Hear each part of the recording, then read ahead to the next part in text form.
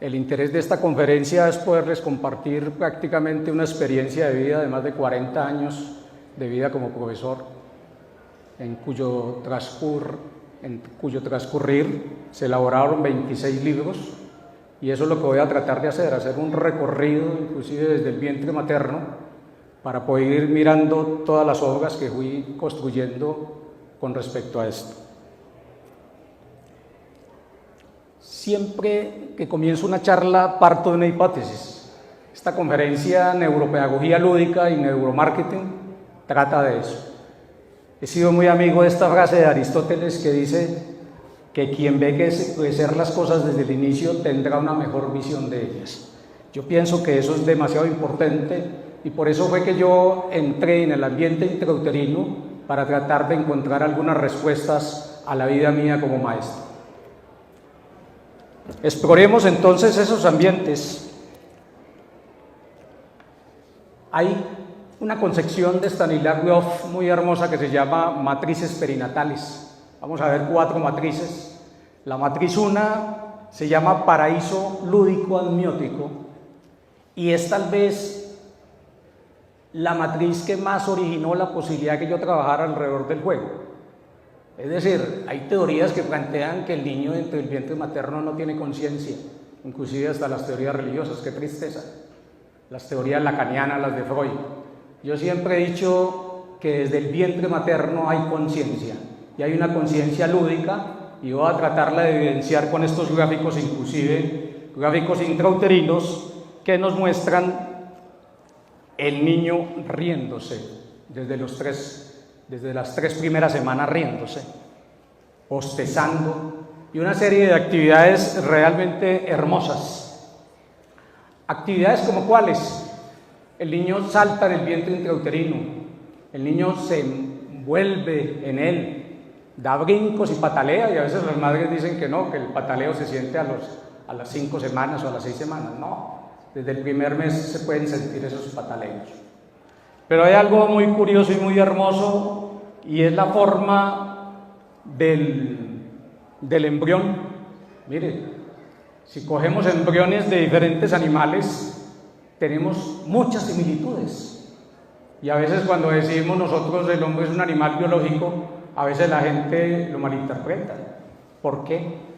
No tiene sentido. Porque inclusive acá se muestra el cordón. Sebastián, por favor, pásame el otro cosito. Se muestra inclusive, ¿sí?, esa colita en la cual ustedes están sentados ahora, ¿sí?, que demuestra lo que se llama la concepción del cerebro rectílico, de cómo esa cola se fue mutando para convertirse simplemente en coxis. Una mórula en la cual hay una explosión molecular que origina un nené. No tengo tiempo para hacer muchas precisiones biológicas, pero en cierta forma se encuentra algo también demasiado lindo dentro del vientre materno, y es como el niño succiona su dedo. Y ahí recojo los planteamientos de Freud, cómo aparece la libido, y la libido es la energía motora sexual. O sea, nosotros somos seres sexuales desde pequeños. La concepción que plantea Freud de que somos perversos polimorfos, eso es un hecho real. Sin embargo, nosotros miramos al niño como, ¡ay, un angelito! No, no es ningún angelito. Es un ser que tiene todo su cuerpo adaptado a la sexualidad humana. Inicialmente su boca, ¿sí?, luego pasa a su pene, donde hay una fase fálica, e inclusive otra fase que es la fase anal que plantea Freud.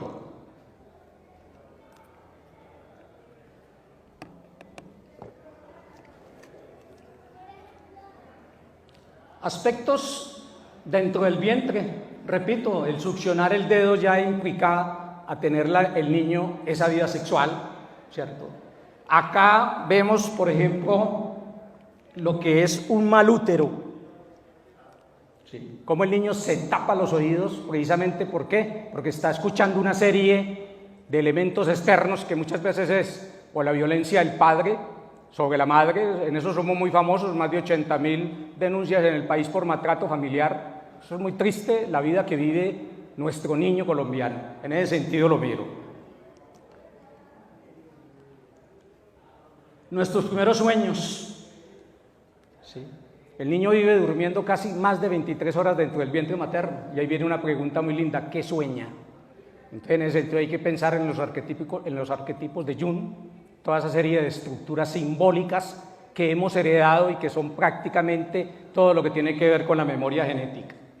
Un buen útero: paz, tranquilidad, sosiego, goce, felicidad, endorfinas, que produce ese mismo juego del niño cuando, repito, juega dentro del vientre, cuando escucha música o escucha los susurros de la madre, abrazándolo o contándole cuentos, porque eso es necesario para que haya un buen útero.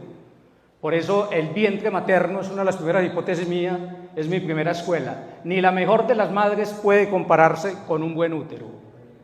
Pero un mal útero, Colombia, entre comillas, desgraciadamente, tiene muchos problemas.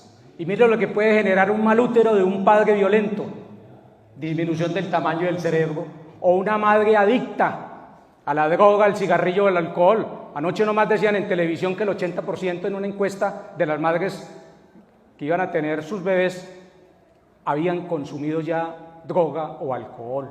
Qué tristeza. Y una madre ignorante, porque de eso se trata, piensa que un traguito nomás o un vinito, no, todo eso llega al cerebro del niño y lo empieza a arruinar.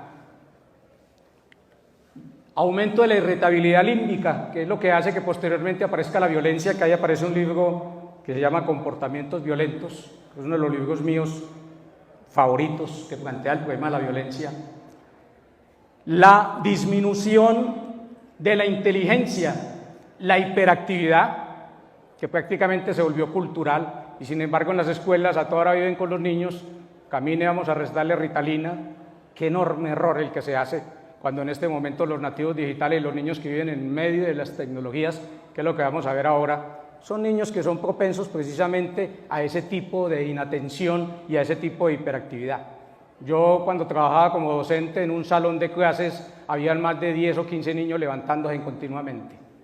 ¿Por qué? Porque la escuela en Colombia no son más que espacios de tedio y aburrimiento.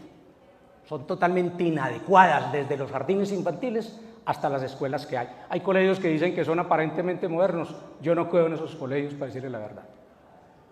Y eso genera, repito, toda esta serie de problemáticas que vamos a ver en el niño. Pataleo, ya lo hablé de él. En resumen, el embrión se ríe, se levanta dentro del útero, se chupa el dedo, puede caminar, bosteza, se frota los ojos, se estira, patalea, no por razones psicológicas como plantean los psicólogos tradicionalistas, sino porque juega con su ritmo y su cuerpo. Y de ahí empiezo el recorrido, surge este libro que se llama La inteligencia lúdica, que empieza a trabajar todos los elementos que estoy planteando que tienen que ver con esas matrices perinatales. Algo más que un reflejo, mire qué hermoso. Haciendo operaciones dentro del vientre materno, y hoy en día la Constitución y la Corte aprobando, entre comillas, el aborto. Para mí eso es un absurdo. Acabar o matar a un niño, eso es un absurdo. Si el niño está enfermo, ya hay tecnologías para inclusive hacer operaciones desde el vientre materno.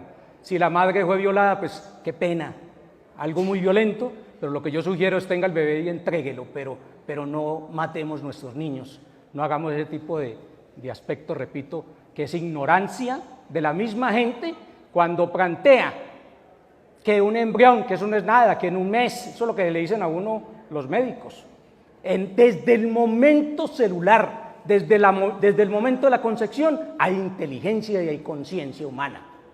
Por eso, miren, en Estados Unidos en este momento se aprobó que después de 5 meses no puede haber abortos, y aquí hacen abortos hasta 7, 8 meses. Qué vergüenza y qué tristeza. Inteligencia lúdica, que es lo que le estoy planteando en el libro que hice. Vámonos para la matriz 2. Se llama opresión cósmica. Las experiencias de esta matriz se caracterizan por una triada: miedo a la muerte, no solamente en el bebé. Nietzsche dice que nosotros somos personas enfermas con la muerte, y eso es lo que más miedo nos genera a nosotros, y es la verdad. Por eso cuando estamos en el momento de la muerte, o nos orinamos, o me excusan, nos poposeamos. Imaginen cómo será de miedoso ese momento. miedo a no regresar y miedo a enloquecer. Ya el bebé está ya muy grande, ¿sí? Ya empieza a sufrir, ¿sí? Por eso se llama opresión cósmica. Y sin embargo la ignorancia que hay en nuestro medio es, pongámosle música clásica. Eso no genera ningún estímulo a nivel perinatal. Eso es falso. La música no penetra a través de las células. Eso es un absurdo. Y si penetra, cambia de sonido. Se habla de pronto de música de Bach y no es toda. Perdón, de Mozart. No es toda. Concierto para piano 1 y 2. El único que se sugiere para estimulación perinatal. Pero repito, en esa matriz el niño ya se enfrenta frente a un fenómeno que prácticamente es la muerte. ¿La muerte por qué? Porque hay algo hasta muy hermoso ahí. Esta matriz se encuentra ligada al dolor, a la ansiedad, a la agresividad, a la excitación, a la energía expulsora. Pero su aspecto más inaudito lo constituye sin duda la excitación sexual. En el momento del sufrimiento, cuando el niño entra por el canal del parto, todo su cuerpo es tocado y toda su psique, que yo ahora lo planteé cuando planteaba Freud, todo su cuerpo está adaptado a la sexualidad y eso hace que ese momento no sea tan angustiante. Y algo curioso, la mayoría se enredan en el cordón umbilical, ¿sí? Y nacen muertos ahorcados. ¿Por qué? Porque en el momento en que el niño se aprieta en esta zona, se produce una anorexia a nivel cerebral y se origina un placer, y por eso es que los ahorcados, cuando se suicidan, uno lo que encuentra en los ahorcados es de que se derraman a nivel de los espermatozoides, para que me entiendan.